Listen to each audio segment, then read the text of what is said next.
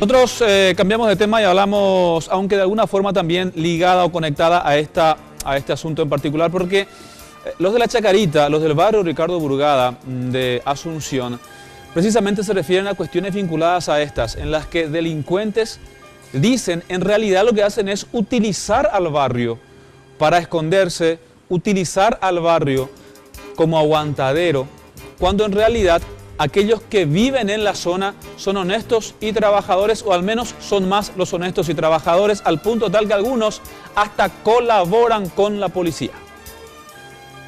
Entre pasillos angostos, aguas servidas y mucha precariedad crecen los jóvenes chacariteños. No obstante, sus padres, abuelos y familiares buscan darle una vida digna para un mejor futuro. El mayor enemigo, la droga. Los vecinos dicen sentirse olvidados por las autoridades y la sociedad, que sin saber los catalogan a todos como delincuentes. Debería pasar las autoridades, sí. Yo digo nomás, opino nomás que debería así actuar de civil, porque viste que la juventud pues se coloca en un lugar estratégico y si mira, vamos a decir, este, oeste y sur, así ellos miran, viste que en la boca calle cosas así.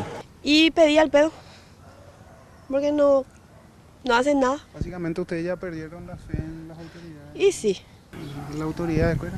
Apenas voy a hablar, antes de la policía que hasta voy ya hoy me quedé. A la seguridad, apenas la falta. Los chacariteños claman por mayor presencia del Estado. Zona de nadie, dicen, cuando el sol se oculta. Pero se han ido a atender solamente otro barrio o Jaupe y ya tema ya un mío ya por no hay problemas en nada, un mío otro que causa la copecha. Ya la problema la junta la vaya pues. No hay seguridad. Yo tengo una hermana que trabaja hasta las 10 de la noche y sí o sí tengo que ir a buscarla hasta su trabajo todos los días por la inseguridad que hay en la barrera. O sea, en todos lados nomás luego. Porque ya van 3 veces también que le robaron a ella frente a su trabajo, en el centro. En todos lados hay inseguridad. No podemos decir que en nuestro barrio nomás. Aseguran que la mayoría de los delincuentes no son del barrio, sino que lo utilizan como aguantadero. Traen consigo drogas que lleva la adicción, la violencia y posterior perdición a los jóvenes del populoso barrio Ricardo Burgada.